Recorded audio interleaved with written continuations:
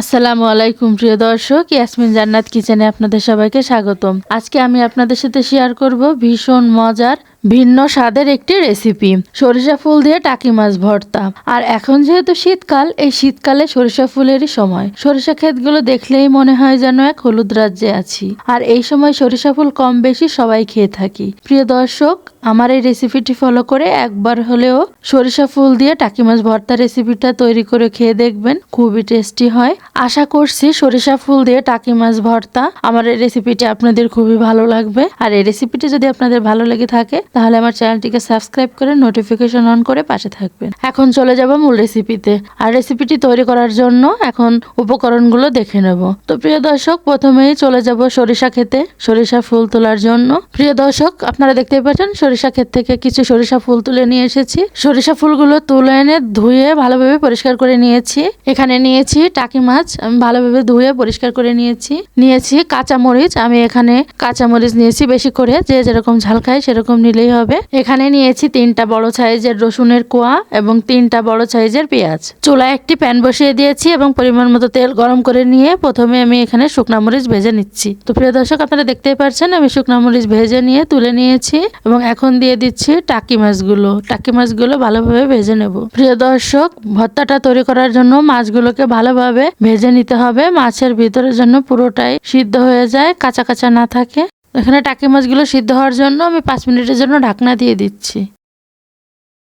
5 minute হয়ে গিয়েছে, এখন আমি ঢাকনাটা তুলে নিচ্ছি। আপনারা দেখতেই পাচ্ছেন মাছগুলো মোটামুটি সিদ্ধ হয়েছে, পুরোটা সিদ্ধ হয়নি বা ভাজা ভাজা হয়নি। আমি এখন মাছগুলোকে একটু উল্টে পাল্টিয়ে নিচ্ছি এবং আরো 5 মিনিটের জন্য ঢাকনাটা দিয়ে দিচ্ছি। 5 মিনিট হয়ে গিয়েছে, 5 মিনিট পর আমি ঢাকনাটা তুলে নিচ্ছি। তো প্রিয় দর্শক, আপনারা দেখতেই পাচ্ছেন মাছগুলো ভাজা ভাজা হয়ে গিয়েছে আর মাছের ভিতরে পুরো সিদ্ধ হয়ে গিয়েছে। এখন আমি মাছগুলোকে তুলে নেব। এখন আমি একটা পাত্রে মাছগুলো তুলে নিচ্ছি। মাছগুলো তুলে নেওয়া হয়ে গিয়েছে। এখন বাকি তেলে দিয়ে দিচ্ছি পেঁয়াজ কুচি 3টা, আর দিয়েছি 3টা রসুনের কোয়া এবং কাঁচামরিচ পরিমাণ মতো, যে যেরকম ঝাল খায় সেভাবেই দেবেন। এখন পেঁয়াজ, রসুন এবং কাঁচামরিচগুলোকে কিছু সময় নেড়ে চেড়ে ভেজে নিতে হবে। তো প্রিয় দর্শক, আমি পেঁয়াজ, রসুন এবং কাঁচামরিচগুলোকে কিছু সময় নেড়ে চেড়ে ভেজে নিচ্ছি। প্রিয় দর্শক, আপনারা দেখতেই পাচ্ছেন কাঁচামরিচ, পেঁয়াজ, রসুন ভালোভাবে ভেজে নেওয়া হয়ে গেছে। তো আপনারা দেখতেই পাচ্ছেন আমি পেঁয়াজ, রসুন এবং কাঁচামরিচগুলো ভালোভাবে ভেজে নিয়ে তুলে নিয়েছি। এখন প্যানে দিয়ে দেবো সরিষা ফুলগুলো। প্রিয় দর্শক, আপনারা দেখতেই পাচ্ছেন আমি সরিষা ফুলগুলো দিয়ে দিচ্ছি ভেজে নেওয়ার জন্য। আমি আগে থেকে সরিষা ফুলগুলোকে ভালোভাবে ধুয়ে পরিষ্কার করে রেখে দিয়েছিলাম। অল্প পরিমাণে তেল দিয়ে সরিষা ফুলগুলো ভেজে নিতে হবে। আর সরিষা ফুলগুলো সিদ্ধ হওয়ার জন্য আমি 5 মিনিটের জন্য ঢাকনা দিয়ে দিচ্ছি। 5 মিনিট হয়ে গিয়েছে, 5 মিনিট পর আমি ঢাকনাটা তুলে নিচ্ছি। আপনারা দেখতেই পাচ্ছেন সরিষা ফুলগুলো প্রায় ভাজা হয়ে এসেছে। সরিষা ফুলগুলোকে নেড়ে চেড়ে আরো কিছু সময় ভেজে নেব।